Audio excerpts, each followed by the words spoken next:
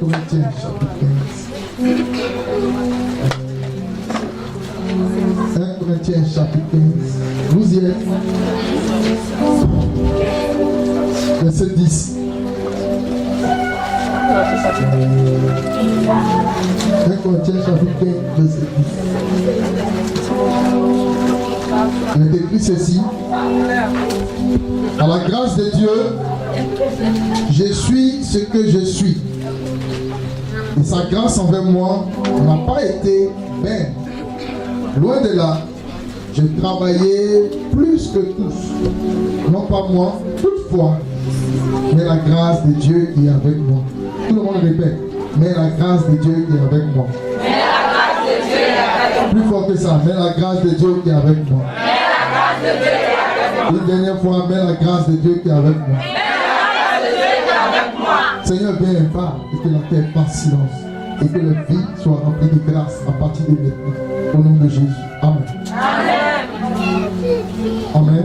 Amen. Vous savez, la grâce de Dieu est très importante ce matin. Voilà. Nous continuons dans notre thème de la croisade. Et ce matin, de manière précise, la grâce de Dieu transformera ton histoire. Et c'est le thème de ce matin. La grâce de Dieu transformera ton histoire. Alléluia. Le Coutimou me disait hier que, ça fait 10 ans, il cherchait à faire la dot de sa femme. Il va avec les parents, ils disent non, il va, ils disent non, il va, il ramène ici, il envoie ici. Mais Dieu a permis que la dot ait lieu. Amen. Alléluia. Amen. Donc, comme Dieu est en train de faire quelque chose, il ne faut pas retarder. Mais moi, c'est les là. Amen. Voilà. Alors, on va tout accélérer. Alléluia. Voilà. Et ça, c'est bien. Quand la grâce de Dieu te visite, voilà, il faut comprendre. Le temps de visitation de Dieu, il faut savoir la saisir. Alléluia. Alléluia.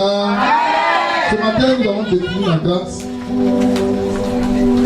La grâce, c'est la remise de la peine que le prince ou l'autorité accorde ou exécute. Quand on remet ta peine, ça veut dire qu'on te donne d'être libre pendant que tu es condamné. C'est aussi une grâce. On donne aux condamnés d'être libérés, c'est la grâce.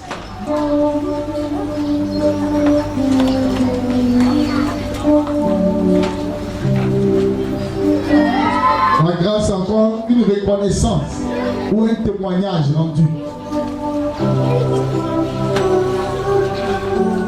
Une reconnaissance, un témoignage rendu. Quand on dit faire grâce, c'est aussi pardonner ou être indulgent vis-à-vis de quelqu'un qui est dans le tort, quelqu'un qui est en faute, quelqu'un qui est en erreur.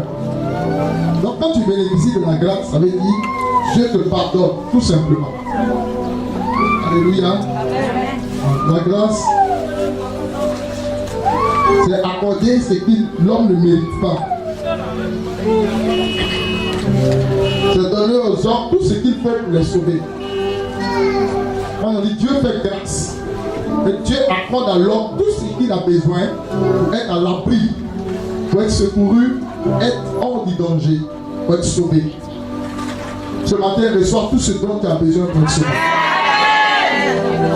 Reçois tout ce dont tu as besoin pour être sauvé. Alléluia. Voilà. Vous savez, comme je le disais, déjà sur la boisson, ce que nous sommes en train de voir, ce n'est rien d'autre que la grâce de Dieu. Tout ce que nous sommes en train de contempler depuis un certain moment dans le ministère, ce n'est rien d'autre que la grâce de Dieu. Ce n'est rien d'autre que la grâce de Dieu.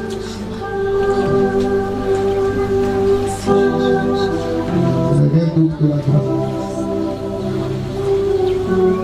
Le Seigneur a pourvu, on a dépensé en une semaine près de 350 000. Non. Si ce n'est pas la grâce de Dieu, on ne sait pas où la grâce va quitter. Vous voyez, dans la croisade, on a dépensé énormément. Et puis il fallait dépenser encore. Dieu est fidèle. Est-ce que tu peux l'acclamer, c'est Dieu fidèle?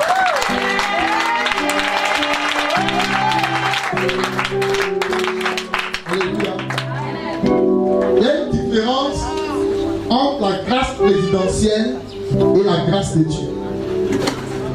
Quand on parle de grâce présidentielle, elle est manifestée seule à une époque de l'année. Et cette époque, c'est le mois d'août, à l'approche de l'indépendance. L'indépendance qui veut dire quoi? Être libre.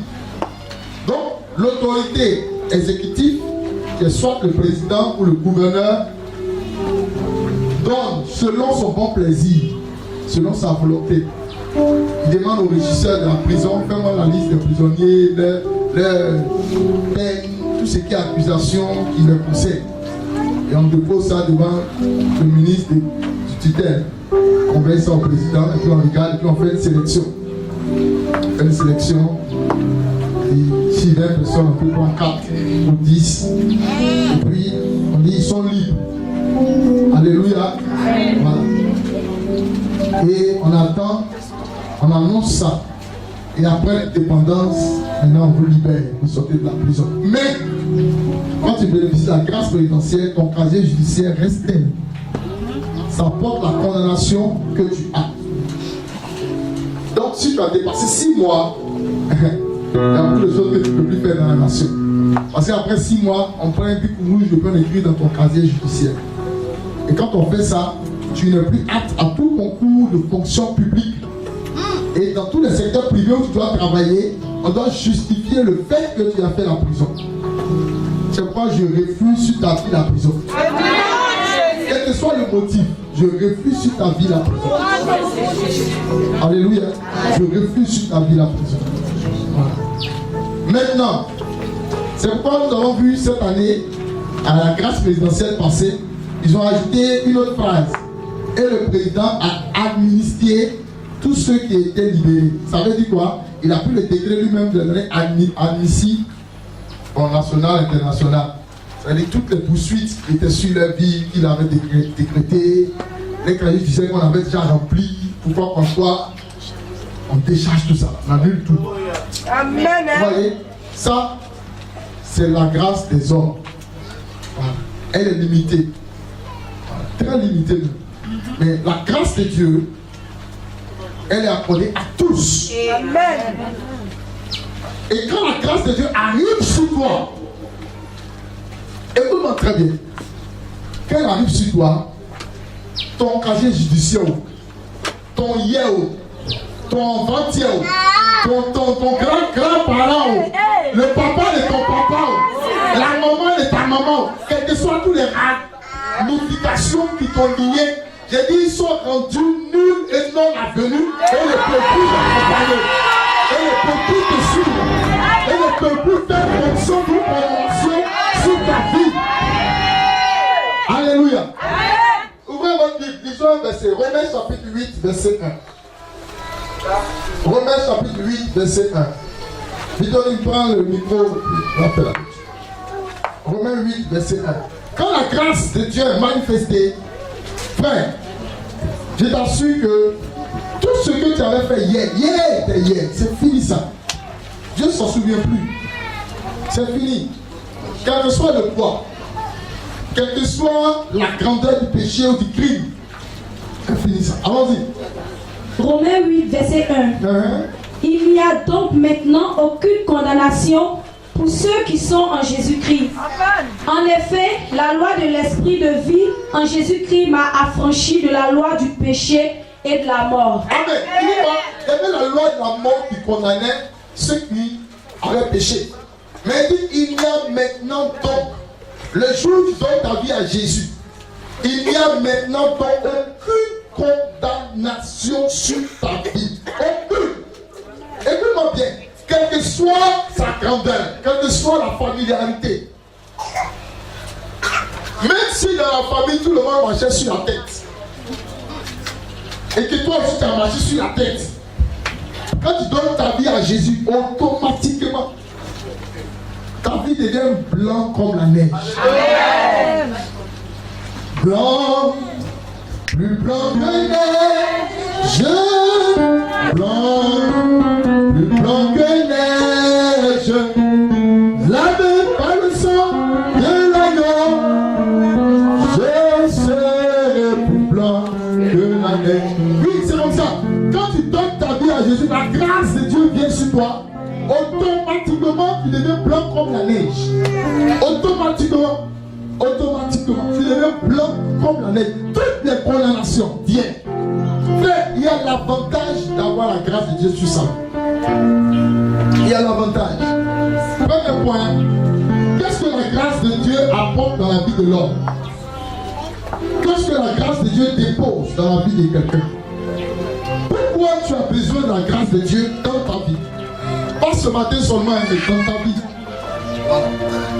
Parce qu'il y a des gens qui ont la grâce, ne serait-ce que pour un jour, ou 2 jours. Moi, je refuse ça. Voilà pourquoi j'aime la prière du roi David. Psaume 23, verset 6. Il dit, oui, le bonheur, la grâce, m'accompagneront tous les jours de ma vie. Il dit, ça me fait habiter dans la maison de l'Éternel. Ça veut dire que la grâce de Dieu ne te donne même pas d'être païen. Ça ne veut pas te donner de fuir Dieu. Ça ne veut pas te donner de rater les bénédictions. C'est pas possible. C'est pas possible. Donc quand la grâce de Dieu est sur toi, le principe, elle veut t'accompagner tous les jours de ta vie. Même au travail, en mission. Même pendant la nuit. Vous savez, je disais à certaines personnes, le principe ce n'est pas d'avoir une femme. Même tu peux avoir une femme, vous allez faire tout ce que vous pouvez faire, ça peut ne pas donner l'enfant. Mais quand la grâce de Dieu est là, même quand l'enfant est en train de têter, il y a l'autre qui est dans le ventre encore. Oui. Il y a l'autre qui est dans le ventre. Quand la grâce de Dieu est là, il y a les femmes qui sont enceintes sans le savoir. L'Éternel s'est rendu compte, elle a 4 mois de grossesse. Ainsi soit-il dans ta vie au nom de Jésus.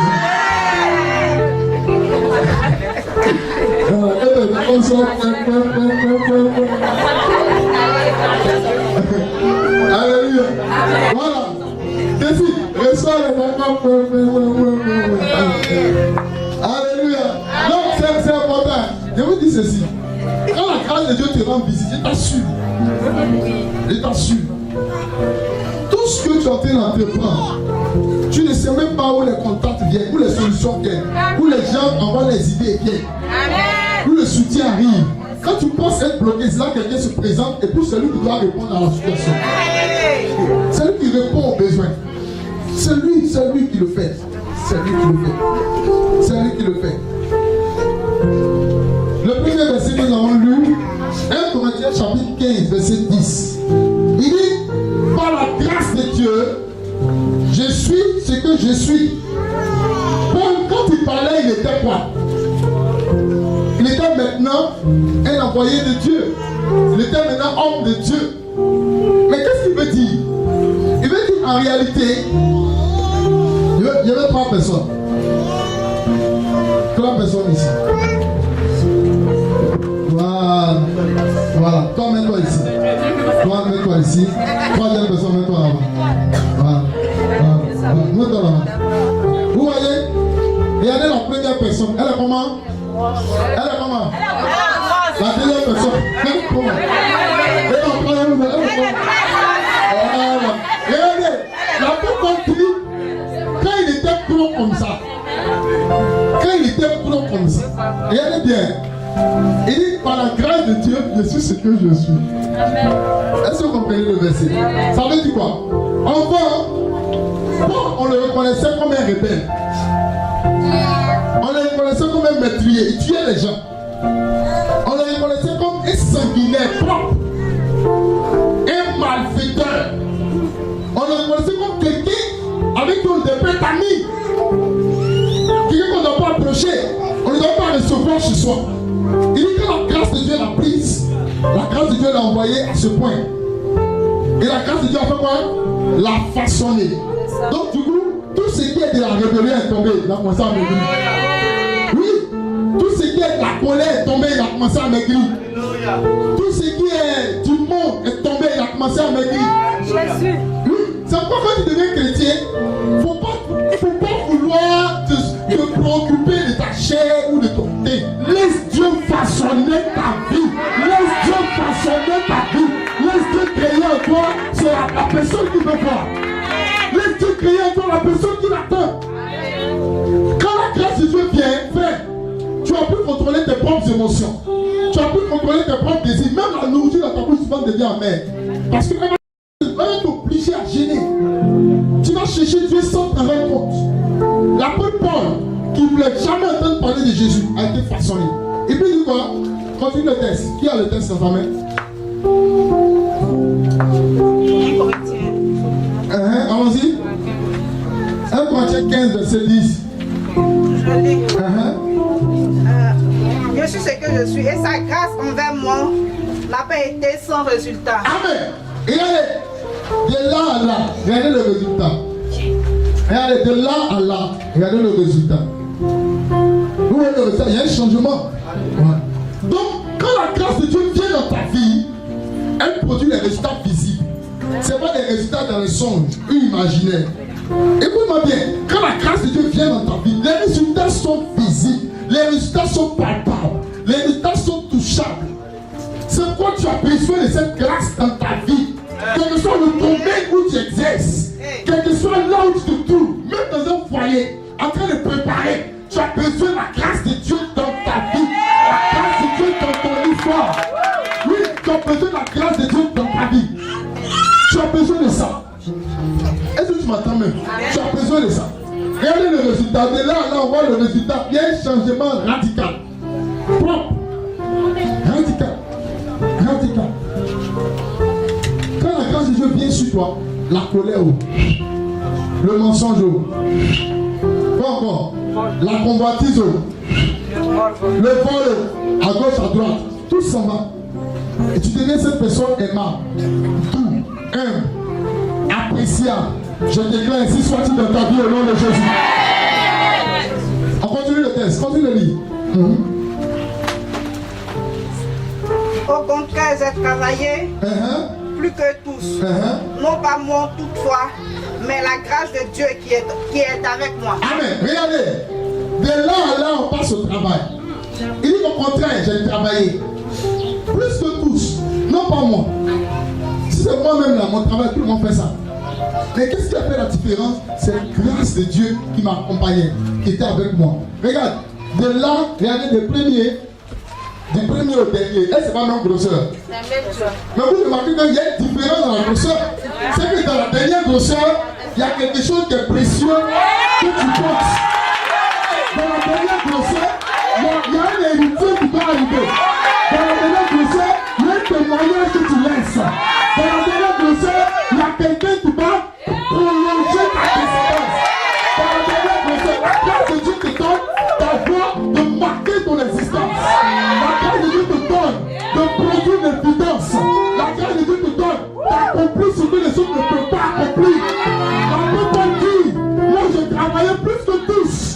Les résultats sont devant nous. Ce n'est pas ma force, ce n'est pas mon intelligence, ce n'est pas ma sagesse. Parce que c'était moi hier, j'avais produit les résultats. Mais hier, je n'ai pas pu avoir ces résultats parce que j'étais loin de la grâce. Mais quand la grâce a commencé à marcher avec moi, quand la grâce a commencé à m'accompagner, quand la grâce a commencé à me façonner, quand la grâce a commencé à me propulser, le résultat est là, le résultat est là, le résultat est là, le résultat est là. Est-ce que vous êtes à quelqu'un ce matin? Nous sommes dans le 9e mois. Le 9e mois est symbole de l'enfantement. Aucune bénédiction ne sera avortée. Aucune bénédiction ne sera césarisée. Je dis, avant que le mois de septembre finisse, ce que Dieu a déclaré sur ta vie depuis janvier, toi-même tu vas rendre témoignage. Toi-même tu vas rendre témoignage. Toi-même tu vas l'accomplir. Toi-même tu vas l'accomplir. Au nom de Jésus, que la grâce de Dieu abonde sur vous.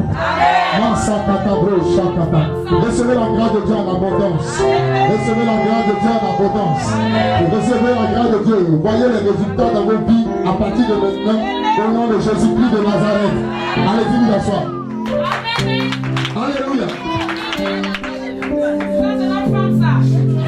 C'est ça la grâce de Dieu. Là, tu as besoin de cette grâce. Tu as besoin de cette grâce. Parce que tu dois travailler plus que tous. Il y a des gens, il suffit qu'ils fassent quelque chose pendant 30 minutes, ils sont fatigués. Ils ne peuvent plus continuer. Aujourd'hui, on n'a plus besoin de ce genre de personnes. Oui. Je refuse ça, c'est ma vie. Oui. Il y a des personnes qui sont fécondes, elles s'en vont accoucher. Après, le docteur dit tu ne peux plus faire enfant. Aïe! Nous, on a fait un moment, on ne peut plus faire enfant. C'est pas ça. Dis la grâce de Dieu prend place. La grâce de Dieu prend place. Oui, écoute-moi, c'est ça. Quand la grâce grâce de Dieu prend place, le décret, la loi. C'est pourquoi la Bible dit en Romains 8, verset 1, il dit il n'y a maintenant donc aucune condamnation. C'est-à-dire la condamnation était venue, mais quand la grâce de Dieu vient, elle change le déroulé de ta vie, le déroulé de ton histoire. Je commande, là où il y avait une condamnation sur ton histoire, une condamnation dans ta vie, dans l'œuvre de tes mains, une condamnation sous le nom que tu portes, sous le nom que tu portes, sous le nom de ta famille. Je commande que la grâce de Dieu commence à visiter ton nom, que la grâce de Dieu commence à visiter ton nom, que la grâce de Dieu commence à visiter ton nom, que la grâce de Dieu commence à visiter ton nom. Alléluia. Quand on entend ton nom, les gens te saluent avec révérence. Les gens te saluent avec révérence. Très important. Très important. Alléluia. Très important. Très important. Très important. Deuxième point. Qu'est-ce que la grâce de Dieu fait dans la vie de quelqu'un? Prenons Marc chapitre 6. Marc chapitre 6. Nous allons voir deux textes et on va faire une comparaison ensemble. Et vous allez comprendre ce que la grâce de Dieu fait.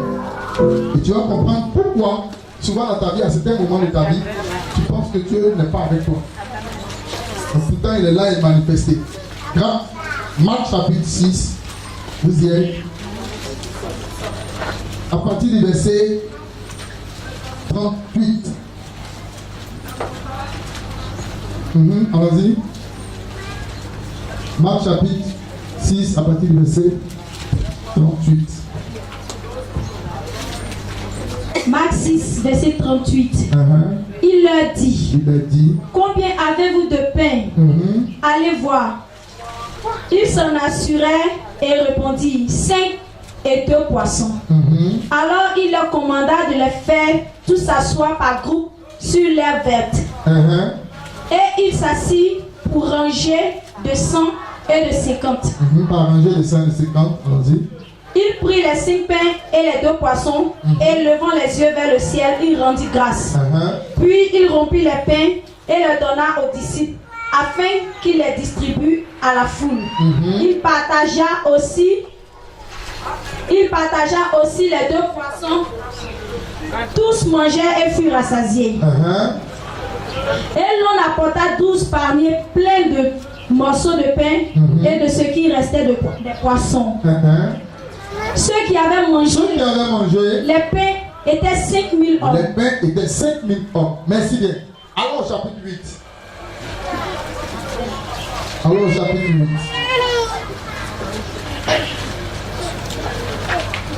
Verset 5. C'est toujours dans le même lieu désert. Verset 4, on nous dit on est toujours dans le lieu désert. Verset 5. Jésus leur demanda, combien avez-vous de pain? Non, commence au verset 4 même. Verset 4. Ses disciples lui répondirent, comment pourrait-on les rassasier de pain ici dans un lieu désert? Jésus leur demanda, combien avez-vous de pain? 7, répondit-il. Alors il fit asseoir la foule par terre, prit les 7 pains et après avoir rendu grâce, il les rompit et les donna à ses disciples pour les distribuer, et il les distribuait à la foule. Ils avaient encore quelques petits poissons, et Jésus, ayant rendu grâce, il les fit aussi distribuer. Ils mangeaient et furent rassasiés, et l'on apporta 7 corbeilles pleines des morceaux qui restaient. Amen. Amen. Amen. Regardez, on nous parle d'une même histoire dans un désert, mais un lieu différent. Mais tous sont des déserts. Et c'est la même personne. C'est Jésus et ses disciples. Alléluia. La Bible dit, pour la première circonstance, ils avaient 5 pains et 2 poissons. N'est-ce pas? Et avec ces 5 pains et ces 2 poissons, qu'est-ce que Jésus a fait? Il a appelé la grâce de Dieu sur ses pains. Pas sur sa vie, hein, parce qu'il savait que lui-même il était déjà dans la grâce de Dieu. Alléluia. Voilà. Il a appelé la grâce de Dieu sur les pains et sur les poissons. Et la Bible dit, il a ordonné qu'on distribue. Pendant que la grâce est descendue, le pain ne s'est pas multiplié. Le pain a commencé à se multiplier quand ils ont commencé à distribuer. C'est-à-dire qu'ils ont commencé à manifester leur foi. Vu la parole qui a été déclarée, que tous ont entendu. Et la Bible dit, les gens ont mangé, il y a eu le reste. On vous a dit ici tout à l'heure que dans le verset que la grâce produit les résultats. Non, le résultat c'est que le Père suffit. Il y a eu du reste.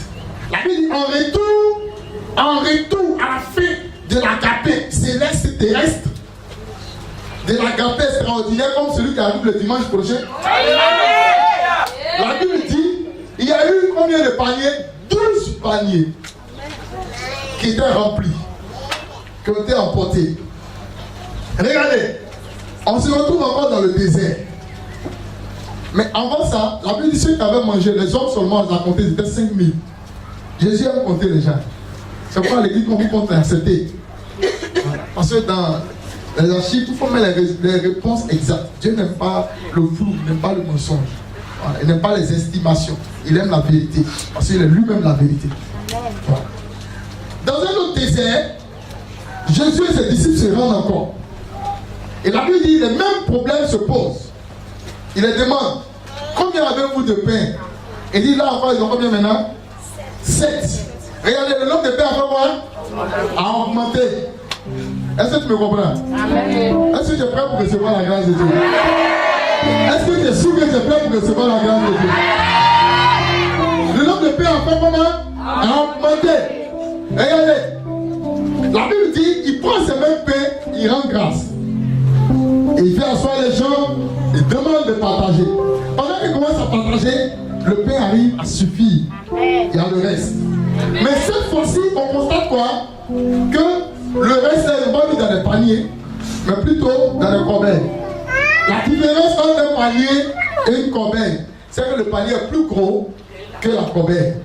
Le panier est plus grand que la corbeille. Le panier est plus espacé que la corbeille. Et la différence encore dans ce deuxième passage, c'est qu'au lieu de 12, maintenant on se retrouve à combien de paniers? Corbeilles?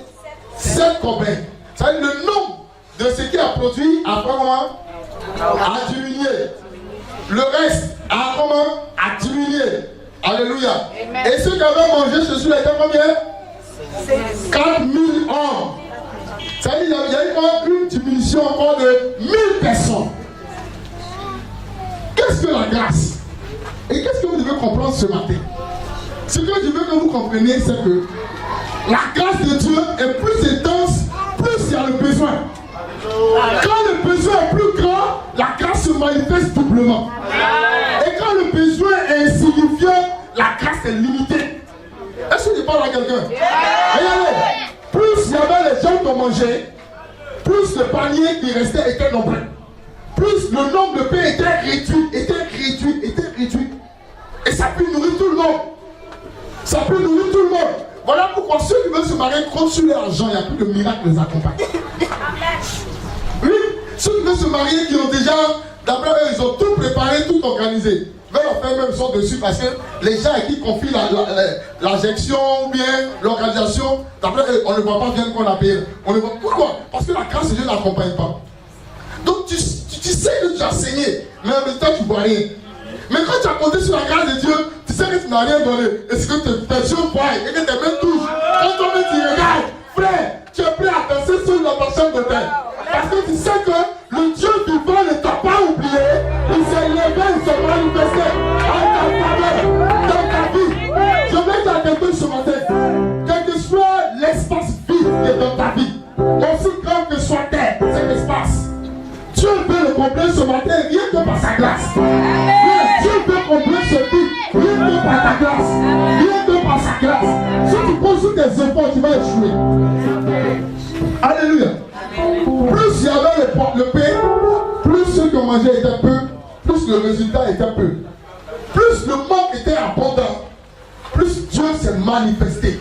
Le Dieu que tu sais est un Dieu non pas limité, mais un Dieu qui veut faire toutes choses avec grâce. Ça veut dire quoi? Accorder à ta vie ce que tu ne mérites pas. Amen. Accorder à ta vie là où il y avait le manque, l'abondance. Là où il y avait l'insuffisance, la suffisance. Il ne faut pas être surpris que ton mari vient te dire, ah, on lui rentrée scolaire, c'est 10 000 francs seulement qui est dans ma main. Commence à rendre grâce à Dieu. Je t'assure, tout va se passer avec 10 000. Je dis, tout va se passer avec 10 000. Je dis, tout va se passer avec 10 000. Je dis, tout va se passer avec 10 000. Une année, j'ai encadré une famille où le monsieur a eu 2 de ses filles qui ont une bac. Son fils a eu BPC. L'autre a eu entré en 6e. Donc il se posait la question, mais comment il va faire rentrée scolaire? Ce jour-là, il inscription à l'université, c'est 4 000. 2, ça fait déjà combien? Il faut aller voir tuteur. Quand on va voir tuteur, on paye le transport. Avec ton enfant, tu vas pas le laisser comme ça. Il faut laisser quelque chose. Et puis, vous savez, les rentrées sont ensemble. Les prescriptions, tout ça, c'est ensemble. Et le monsieur, il est un chauffeur dans une société. Quand il regarde, il n'y a pas grand salaire. Il a commencé à se lamenter. Ah, c'est vrai qu'on a prié pour que les enfants soient admis, mais on a un mal entendu. Je lui ai dit, réponds-toi. Quand tu ne sais pas ce que Dieu va faire. Je lui ai dit, réponds-toi, réponds-toi, réponds-toi. Quand tu ne sais pas ce que Dieu va opérer. Alléluia. Amen. Réponds-toi. Quand tu ne sais pas ce que Dieu va faire. Ah, papa, mais c'est vrai, mais quand je regarde là, ça ne veut pas faire quelque chose. Hein. Il faut parler seul, il faut qu'on les accompagne. Il faut changer les habits, elles sont devenues étudiantes, tout ça les rentrées. Et puis l'autre aussi, il part. L'autre va à PPC, il va dans ses écoles. On l'a envoyé dans le collège. Il faut excursion beaucoup, tout ça. Entrer en 6e, le nouveau livre, tout est nouveau. Et puis, il est en train de calculer, il réfléchissait, ça tombe pas. Ça tombe pas. Je lui ai dit, réponds-toi. Et dis merci à Dieu parce qu'il a ouvert les portes dans ta maison. Et dis-lui, c'est qu'il a commencé, qu'il achève. Oui, c'est qu'il a. C'est pas Jésus qui a demandé le pain. C'est lui qui a demandé combien de pain avez-vous. Donc, il sait ce qu'il va faire. S'il te demande, c'est qu'il est capable. S'il te donne le bac, c'est qu'il est capable. Tu donnes le pain, c'est qu'il est capable. Tu n'as pas demandé à venir au monde. C'est Dieu qui t'a envoyé au monde. Si Dieu t'a envoyé sur la terre, c'est qu'il est capable de prendre soin de toi. Il est capable de pouvoir tes besoins. Il est capable de t'ouvrir un chemin. Il est capable de t'établir quelque part. Il est capable de te donner un toit. Il est capable de te nourrir. Tu as peur de quoi? Tu doutes de quoi? Tu as peur de quoi? Tu as peur de quoi? Tu doutes de quoi? Tu t'inquiètes de quoi? Tu te soucies de quoi? Tu te soucies de quoi? Tu te soucies de quoi? David dit, j'ai été jeune, j'ai vieilli. Je n'ai jamais vu le juste abandonné, ni sa postérité mendier son pain. Il dit, je n'ai jamais vu. Il dit, même ce qui va se passer, que lui a constaté, c'est qu'eux-mêmes ils prêtent aux autres. Alléluia. Pourtant, ils sont sans rien. Et puis ils prêtent aux autres. Pourtant, ils n'ont pas grand chose. Et puis ils prêtent aux autres. Comment cela se fait si ce n'est pas la grâce de Dieu? Comment cela se fait si ce n'est pas la main de Dieu dans la vie de quelqu'un? Comment cela peut se faire? Frère, tu n'as pas besoin forcément d'avoir tous les contacts possibles. Ça ne peut pas résoudre le problème. Parce que la rentrée est la même chose partout. La rentrée scolaire est la même chose dans toutes les familles. Il n'y a pas une famille qui a vu sa rentrée en octobre, ça n'existe pas. Oui, ça n'existera pas. Ça n'existera pas. Mais la grâce de Dieu sur ta vie fera toute la différence. On ne peut pas dire non pas moi, mais la grâce de Dieu. Amen. Non pas moi, mais la grâce de Dieu. Amen. Je vous assure. Quelques jours après, je reviens chez le monsieur. Son sourire arrive ici. Je ne comprends pas. Je dis, mais mon papa dit, ah papa, vraiment, non, il faut qu'on croie en Dieu. On doit croire en Dieu. Il faut qu'on croie en Dieu. Parce que il faut qu'on croie en Dieu. Oui. Oui. Voilà sa femme qui avait ses frères hors du pays. Il y a un qui était à Londres et puis l'autre était vers la France. Jamais, s'ils ont toujours appelé, c'est pour savoir comment les gens vont. Ils appellent pour dire, ah, rentrez là, arrivez. Oui, tu nous as honorés. Non, notre peau, tu es bien. Oui, à cause de toi, tous nos enfants sont admis. Ouais, moi je prends les 2 qui ont eu bac en charge. L'autre appelle là-bas. Moi je prends ceux qui ont eu bac. Ah non, on m'a déjà pris en charge. Non, c'est que moi je fais plus le reste. C'est moi. Non, lui, c'est 5 francs. Ils ne sont pas rentrés dedans. C'est 5 francs n'ont pas pourvu. C'est 5 francs n'ont pas pourvu. Alléluia. C'est qu'il demander portable. Qui a déjà eu bac ici qui a demandé portable?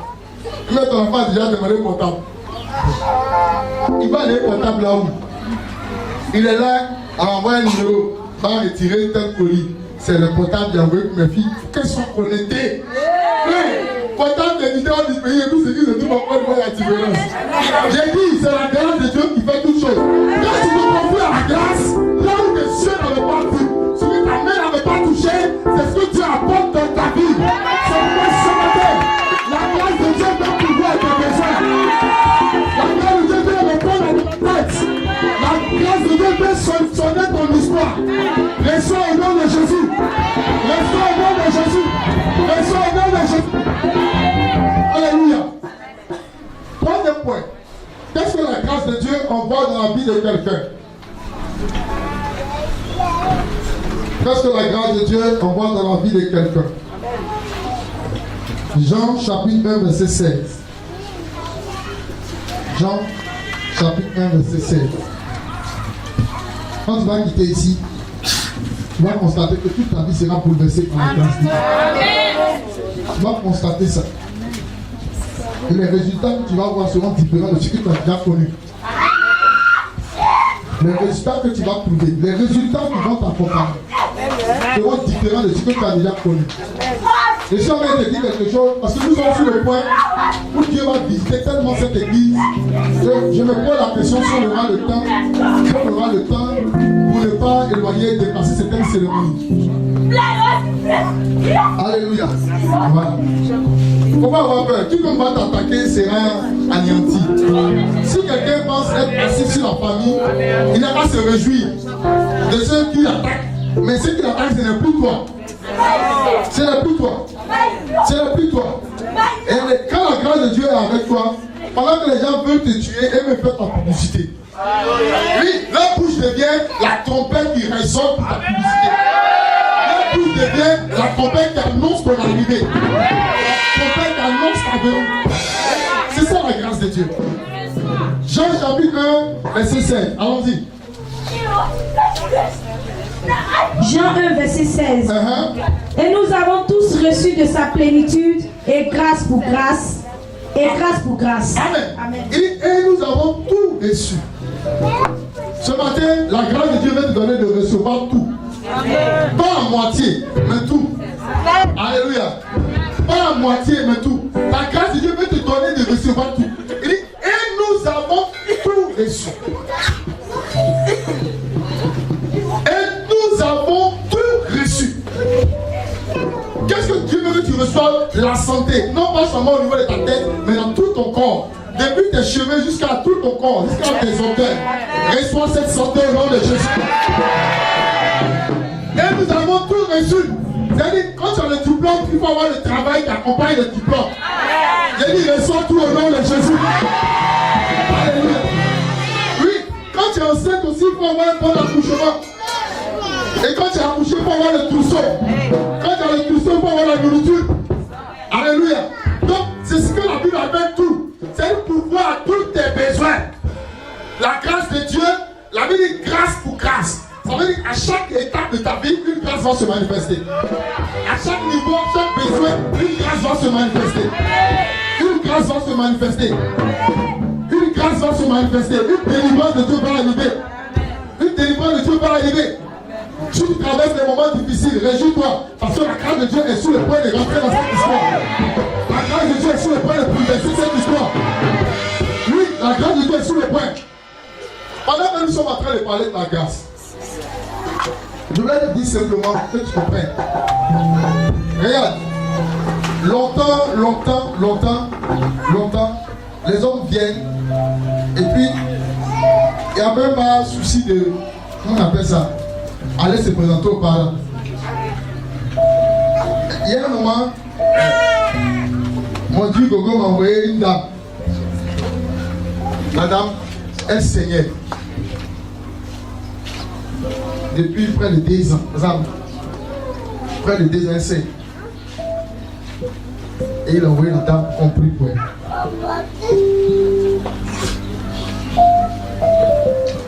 Elle ne peut pas s'asseoir comme vous êtes assis. président, je vous ai dit l'autre fois à la croisade, regardez, imaginez quelqu'un qui a 2 ans, tu sais qu'il a 12 ans de saigne. Quand on a prié pour elle, le sang s'est calmé. Elle a voyagé 2 semaines, mais ça a repris dangereusement même. Et là maintenant c'est au téléphone. Et quand on a prié pour elle, le sang s'est calmé carrément. Plus jamais. Maintenant, elle a constaté que ça fait au moins 4 ans, personne ne l'a salue. Alors qu'elle est fonctionnaire. C'est-à-dire un peu partout le monde. Les fonctionnaires, ils se déplacent, ils sont dans les banques. Voilà. Donc les contacts, c'est rapide. Par rapport à celui qui est à la maison. Mais personne, si les gens vont saluer, c'est bonjour, bonjour. Mais personne ne dit, tu es belle, hein? Tu es seule, tu n'es pas seule. Personne ne dit ça.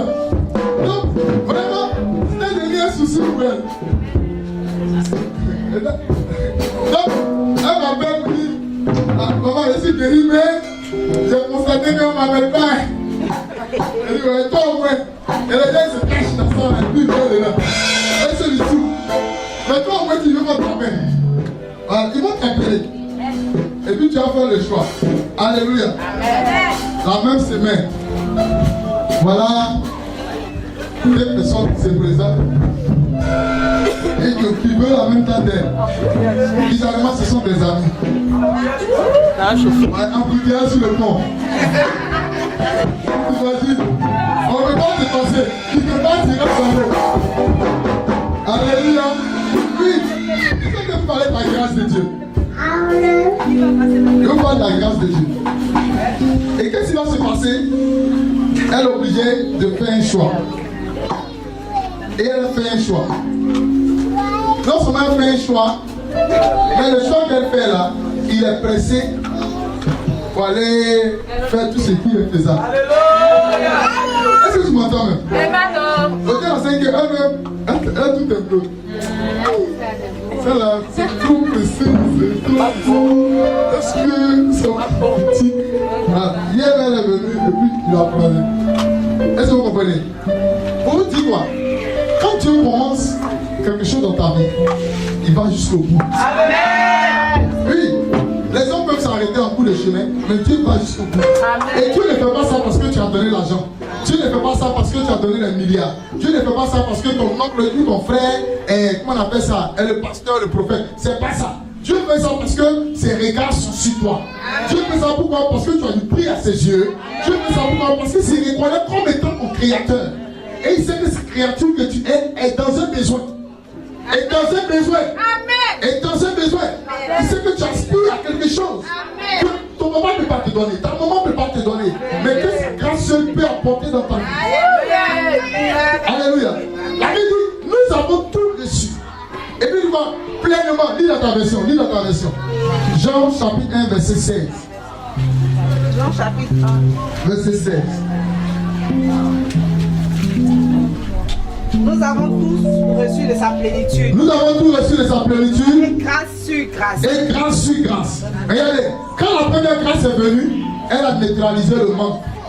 Donc, tu n'avais plus de dépenses, tu n'avais plus de dettes. Tu étais une vie normale. Mais avec la vie normale, tu ne peux pas offrir. Donc, l'autre grâce qui vient commence à te donner le minimum. Amen. Avec ça, encore, tu ne peux pas faire les grands dons. Tu peux pas offrir, mais tu ne peux pas faire les dons. Donc, l'autre grâce qui vient encore, tu envoies dans une abondance afin que ton corps commence à résonner partout du grâce. La Bible dit, quand ils ont vu Jésus rentrer chez eux, en même temps que c'est passé, ils ont commencé à recevoir toutes choses qui leur manquaient. Et c'est là commencé à être la grâce sur la grâce. La grâce sur la grâce. Frère, quand Jésus arrive dans ton histoire, quand Jésus arrive dans ta vie, tout ce qui commence à arriver, ça ne devient pas un bouleversement. Un bouleversement autour de toi.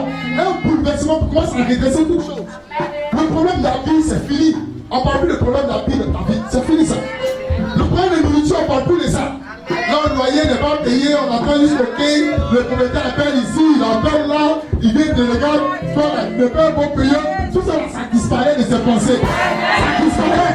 Parce qu'en temps que le mois le finisse, tu as déjà ce qu'il faut pour solutionner le mois. Est-ce que tu m'entends? Quand la grâce de Dieu surabonde, quand on a besoin de quelqu'un dans l'entreprise, c'est toi qu'on cherche. Même quand il n'est pas là, c'est ton numéro. On reconnaît ton numéro. On reconnaît ton numéro. On reconnaît ton numéro. On reconnaît ton numéro. Alléluia. Même quand tu ne trouves pas, on appelle quelqu'un qui te cherche. Oui, on appelle quelqu'un. On appelle quelqu'un. On appelle quelqu'un. Grâce sur grâce. Grâce sur grâce. Et c'est ce que Dieu fait. Et quand la grâce arrive, il y a des dépenses lesquelles tu devais faire. Tu es obligé de changer les circonstances pour que ne plus que certaines dépenses arrivent dans ta vie. C'est fini ça. C'est fini. Ce matin, reçois tout ce que tu as besoin. Par la grâce de Dieu, reçois tout ce que tu as besoin. Et nous, reçois tout ce dont tu as besoin. Reçois tout ce dont tu as besoin. Au nom de Jésus de Nazareth. Alléluia. Ce que la grâce de Dieu n'aime pas, c'est le péché.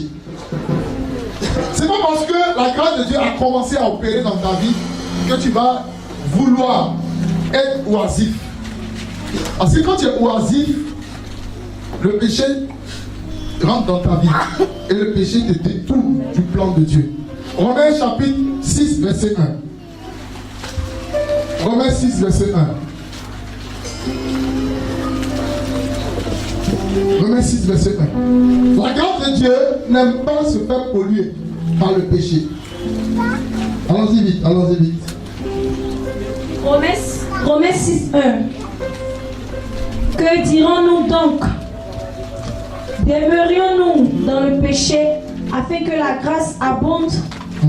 Loin de là, nous qui sommes morts au péché, comment vivrions-nous encore dans le péché? Ignorez-vous que nous tous qui avons été baptisés en Jésus-Christ. Amen. Verset 1. Verset 1. Reprends. Que dirions-nous donc? Que dirions-nous donc? Demeurions-nous dans le péché afin que la grâce abonde? Amen. Amen. Il dit, la grâce doit faire quoi? Doit abonder. Vous avez vu le verset qu'on vient de lire dans Jean chapitre 1 verset 16. Il dit, on a tout reçu grâce sur grâce. Grâce sur grâce. Donc ça veut dire que chaque jour, il faut qu'une grâce vienne s'ajouter à la grâce que tu avais. Parce que quand tu avais besoin de 5 000, la grâce a pourvu à ça. Demain, tu auras besoin de 25 000. Il faut une grande grâce pour combler ce vide. Mais le péché peut freiner cette grâce. Et puis elle peut ne plus arriver dans ta vie. Et c'est pourquoi l'apôtre Paul disait ceci en Romains. Il dit, est-ce que le fait que nous sommes dans la grâce de Dieu nous donne de vivre dans le péché? Il dit, si tu vis dans le péché, la grâce ne peut pas abonder sur ta vie. C'est fini. Tu as coupé le robinet céleste. Et l'eau ne va plus couler. Le flot ne va plus couler. Le flot ne va plus couler. Donc tout ce qui est semblable au péché, tout ce qui appelle au péché, ne doit pas être mentionné dans ta vie. L'un des péchés que l'église commet beaucoup, c'est le mensonge. À l'église, les gens mentent facilement. Et c'est pas normal. C'est pas normal. Vous savez, le mensonge a envoyé Abraham en Égypte. Le mensonge a fait rentrer Agar dans sa vie. Le mensonge a ramené Agar à Mésopotamie, là où se trouvait. Le mensonge lui a donné un enfant qu'on appelle Ismaël. Le mensonge a fait d'Ismaël aujourd'hui le papa des barbares. Et le mensonge a créé le terrorisme qu'on ne peut jamais neutraliser dans le monde. Et le mensonge conduit le monde dans le désordre jusqu'à la fin du monde. Et ça cause du mensonge d'une seule personne. Malgré qu'il avait la grâce de Dieu dans sa vie pour tout. Mais son mensonge avait une porte que nous payons aujourd'hui. Que nous vivons aujourd'hui. Tout ce que nous voyons aujourd'hui là, ce n'est rien d'autre que le fruit d'Abraham quand il allait mentir en Égypte. Des milliers d'années. Près de 7000 ans. Un mensonge qui a duré près de 7000 ans. On dit les résultats sont là. Donc c'est tellement, tu penses que tu peux mentir pour te couvrir aujourd'hui. Mais ça va donner des résultats dans 7000 ans. Amen. Ça va donner des résultats dans 3 mois, 6 mois, 8 mois, 10 mois. Et c'est pas bon. C'est pas bon. Dieu n'aime pas ça. Dieu n'aime pas ça. Dieu n'aime pas ça. Regardez Paul. Paul est quitté de par qu'il était coupé de tueur à devenir un homme de Dieu. L'homme qui a plus écrit dans la Bible. Dieu lui a fait tellement la grâce que lui, sur l'écrit 13 livres dans la Bible. Il a parcouru des villes comme Jésus a parcouru. Il est allé presque dans toute l'Asie. Il a fait des voyages, il est tombé en pleine mer. Aucun poisson ne l'a mangé. Lui, c'est pas un poisson qu'il avale, hein. Lui, c'est l'eau là même que le jette au bord. Il a connu des nuits où on l'a lancé sur les rochers. Sa tête a tapé au rocher. Normalement, ça doit se casser, il va mourir. Il n'est jamais mort. Il n'est jamais mort. Ils l'ont mis en prison et l'ont libéré. Toujours vivant. Pourquoi? Parce que la grâce de Dieu a fait de lui quelqu'un d'extraordinaire. Quand la grâce t'accompagne, je t'assure, il peut y avoir des accusations sur ta vie. Dieu va te délivrer de ça. Il peut y avoir des complots, Dieu va te délivrer de ça. Mais toi-même ne crée pas des trous autour de toi, sinon tu vas tomber dedans. 1 Corinthiens chapitre 10, verset 12. 1 Corinthiens 10, verset 12. Prenez, on va lire. Évite le péché, frère. Allons-y, allons-y. Ainsi donc, que celui qui croit être debout, fasse attention, à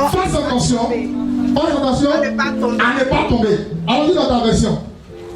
Ainsi donc, que celui qui croit être debout prenne garde de tomber. Amen. Ici on dit fasse attention, là-bas on dit prenne garde. Quand il fait attention, ça veut dire quoi? Ça veut dire que tu vois le danger venir. Tu vois le trou.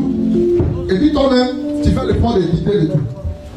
Ici, on dit tu crois être debout. Ça veut dire quoi? La grâce de Dieu t'a mis en hauteur. Et là tu me vois. Je suis devenu PDG de société. Je suis devenu le chouchou du patron. Je suis devenu le bien-aimé de la maman. Je suis devenu la femme la plus aimée dans son foyer. Je suis devenu le mari le plus excellent, la paix dans le foyer. L'homme, ses affaires prospèrent à tous égards. Conséquence, dimanche, je suis à la maison. Après le culte, pendant le culte, on va un message au pasteur. Allô pasteur, je suis fatigué. J'ai mal au dos parce que j'ai trop passé. Pasteur, ton logement, ça passe. Ah, je vais t'envoyer ma dîme. Oui, prie. Dieu va faire. On n'a plus le temps. Viens ton plaît, tu vas tomber. Avant, tu pouvais venir à l'église. Tu acceptais qu'on te pose les mains. Mais maintenant, avant que tu es dans la ville, tu es dans le quartier. Tu restes à la maison et tu balances maintenant par Orange Money. Comme ceux qui étaient hors du pays. Ceux qui étaient dans les autres villes. Voilà. Alléluia. On dit séminaire. Oui, allô. Oui, pasteur Mas les diables. Oui, fais vite, balance sur le net, Je suis en plus. Il dit non, mais viens avec lui, tu vas voir son direct. Il dit non. Tu sais, nous les affaires là, c'est le soir, on s'assoit pour faire les résumés, les bilans, tu sais. Oui, donc, il faut balancer sur le net, voilà. Là, j'ai tout le temps, voilà, je suis. Et donc, il faut prier pour les gens spéciaux. J'ai une soin chez moi à la maison, je reçois. Oui, dis à ton père, tu vas tomber. Dis à ton père, tu vas tomber. Alléluia. Voilà. Prends garde de tomber. Prends garde de tomber. Oui. Où tout va bien dans le foyer, on a gêné, prié. C'est là maintenant tu connais qu'il y a un marabout quelque part qui a réconcilié ton mari. Tu vas tomber. Oui, tu vas tomber. Où tout va bien dans ta vie. C'est là que tu as les raisonnements bizarres. Quand on te demande, mon frère dit non. Vraiment, tu es à l'église, l'ancien là m'a regardé bizarre là. Dans votre église, on ne m'aime pas là-bas. Comme c'est Dieu qui t'a regardé bizarre. Demande mon frère, ta soeur c'est ton Dieu? Est-ce que ta soeur c'est ton Dieu? Non, la soeur là, ta mère m'a regardé là. Non, fou que. Non, c'est pas ça. Voilà. C'est ça. Alléluia. Tiens, comment tu vas tomber? Depuis on t'a élevé. On dit réunion, tu viens. On dit on va faire ça. Non, on ne va pas faire ça. Il faut qu'on fasse ça. On ne doit pas faire ça. Il faut qu'on fasse ça. Tiens ton frère. Ah, t'es déjà arrivé. Touche-le. T'es bien arrivé. Fais attention, tu vas tomber. Alléluia. Il dit que celui qui croit être debout, prenne garde de tomber.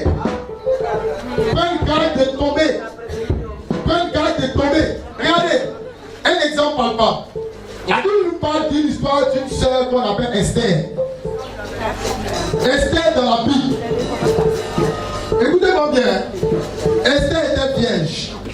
Elle est juive. Donc ça veut dire qu'elle ne doit jamais marier un homme qui n'est pas juif. Dans le temps, on ne mariait pas étranger. Et surtout, quand vous connaissez Dieu, jamais même, c'est pas possible. Et Esther, c'était là avec sa loi. Son papa lui-même, Mardochée même, était scribe. Eux, ils connaissaient ça. Alléluia. Regardez. Pendant un moment, quelqu'un dans le secret prend une décision de vouloir tuer les Juifs. Donc, il est en train de comploter pour monter à la table du roi. Alors que pour être grand dans le monde, il faut faire don au grand. Il faut tisser les amitiés, il faut faire les pactes bizarres. Donc, le monsieur s'appelle Aman, il a commencé à faire ça. Ils ont commencé à l'élever, il est devenu chambellan du roi. C'est-à-dire que tout ce que le roi fait, il doit être là. Il est celui que le roi apprécie, celui que le roi demande son avis, même avant de manger, même avant d'aller avec sa femme. Excusez-moi, mais même avant d'aller avec sa femme, il doit demander son avis. Et oui, le chambellan des rois, c'est comme ça. Voilà. Voilà. C'est bon. Parmi les gars des présidents, des autorités, là, il y a un qui est là, lui, spécialement pour les copines. Donc quand il doit prendre une copine, c'est lui qui doit vérifier si la fille est bien ou pas. Voilà. Lui pose toutes sortes de questions. Tu as fait ton texte de VIH. Est-ce que tu vas contaminer mon patron? Tout ça. Voilà. Oui, je vous dis la vérité. Moi, la soeur de ma maman, elle a eu pour copain les ministres. On a parlé de ça. Voilà. Et les gars de corps, on savent ça. Quand tu arrives, on t'envoie quelque part, on t'examine. Et vous comprenez? Donc le chambellan est important auprès du roi. Et la Bible dit, dans cette même époque, voici que la femme du roi va décoller. Une sanction qu'on pouvait négliger. Tout dépendait du roi. Et il s'est mis dans la colère. Il a demandé à ces gens, il dit, renvoyez-la. De peur que nos femmes deviennent comme elle. On la renvoie. On décide d'avoir femme pour le roi. Est-ce qu'on ne peut pas partir dans le pays, dire les filles du pays, venez, on va faire test. Mais on a ordonné un recrutement national général sans limite. Pourquoi? Parce qu'il ne serait-ce que Esther devait rentrer dans le lot. La grâce de Dieu devait la sélectionner. Donc, le recrutement qui a été lancé n'avait plus de limite. Donc, Mardochée, ayant vu les circonstances, veut la cacher, mais il ne peut plus la cacher pour la prendre. Est-ce que vous me bien? Quand ton temps arrive, parce que la grâce de Dieu t'a sélectionné, tu ne peux plus être caché. Même la vie où tu es n'est plus un problème pour toi. Même le problème de voiture n'est plus un problème pour toi. Même la loi des pays, des décrets n'est pas un problème pour toi. Oui, ce n'est pas un problème pour toi. Il n'y a pas de saison pour tes affaires. Parce que la grâce de Dieu marche avec toi. Amen. Elle arrive. On la prend comme reine après toute évaluation. Elle est dans le palais royal. Elle est heureuse. Elle mange chaque jour. Tout ce qu'elle veut, on lui donne. Elle est tellement heureuse qu'elle n'a pas besoin de quoi que ce soit. Frère, écoute-moi bien, c'est la réalité, elle n'a pas besoin de quoi que ce soit. Mais voilà que le monsieur qui voulait tuer son peuple prend le décret maintenant de tuer le peuple. Alors que la personne qui peut délivrer le peuple doit se trouver où? Dans le palais royal. Et c'est là que Mardochée s'en rend compte que Dieu en réalité n'a pas trahi Israël. Mais Dieu en réalité voulait sauver Israël de la mort. Voilà pourquoi, dans ce jour-là, choisit une personne de la famille d'Israël qui a envoyé pour déposer où ça? Dans le palais royal. Écoute-moi bien. Il y a des choses que tu es en train de faire dans ta vie. Tu penses que c'est parce que Dieu ne vous aime plus. Non, Dieu nous a abandonnés. On ne comprend plus rien. Non. Comprenez quelque chose. Tes yeux peuvent ne pas apprécier aujourd'hui. Mais d'ici 305 ans, tu vas comprendre. Amen. Tu vas comprendre que c'est parce qu'il y avait un plan que Satan avait programmé et que Dieu voulait faire échouer. Et que la personne la plus choisie, c'était toi. Le décret de Dieu a été porté sur toi. Voilà pourquoi Dieu t'a mis à part. Il t'a mis à l'écart. Voilà pourquoi Dieu t'a envoyé dans cette position. Pour que toi, tu sauves ta famille. Voilà pourquoi Dieu t'a permis de distinguer les autres, de savoir gêner, prier pour sauver ta famille. Alléluia. Amen. Elle arrive là.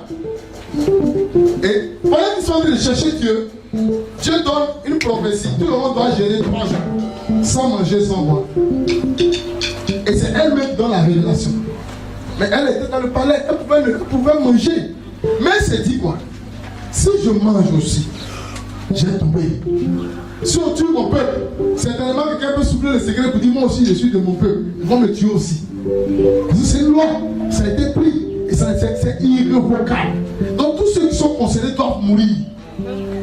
Quand elle sait que la mort était dedans, qu'elle ne voulait pas tomber, frère, elle a oublié à faire le palais royal. Elle aussi elle a commencé à gérer. Que celui qui croit être debout prenne garde de tomber. Parce que quand il va tomber, c'est ta honte, c'est ton humiliation. La grâce va te lever, la grâce va t'établir. Mais toi-même, fais attention à ne pas tomber. La grâce va te donner des positions. La grâce va te faire rentrer dans un foyer. Mais ton caractère peut te faire sortir du foyer. La grâce va te donner un salaire convenable. Mais ta méchanceté vis-à-vis de Dieu peut créer un problème à l'entreprise. Frère, je te parle de quelque chose. La grâce de Dieu te donne une dimension élevée. Mais toi-même, fais attention. Fais attention. Parce que Dieu t'aura tout donné. Tu es le maître de toi-même. Tout ce que tu vas faire va dépendre de toi. Si tu reconnais la main de Dieu quelque part, tu vas avancer.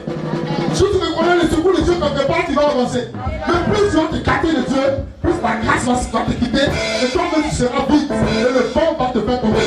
Les situations vont te faire tomber. Je refuse ça dans ta vie au nom de Jésus.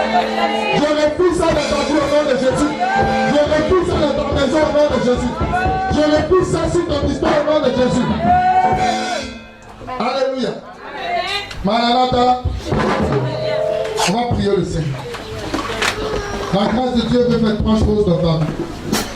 Premièrement, changer ton histoire. Toi qui étais comme Paul, rebelle, tueur, homme de sang, tu avais de mauvais témoignages, il veut te donner un nom nouveau, un nom glorieux.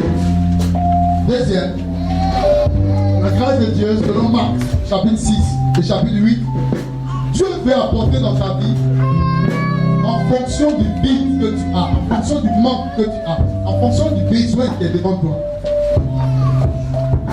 Même si tes affaires ne vont pas produire un résultat financier, tu vas manger. Oui, tu vas manger. Je déclare dans cette église, il n'y aura ni indigent ni pauvre. Il n'y aura ni indigent ni pauvre, ni malheureux. Cela n'arrivera pas au nom de Jésus.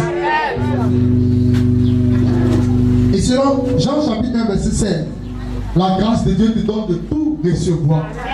De tout recevoir. Qu'est-ce que tu attends? Tout recevoir. Qu'est-ce que tu veux? Tout recevoir. Qu'est-ce que tu aspires? Tout recevoir. Tout recevoir. Tout recevoir. Et là, la voix commence à prier le Seigneur.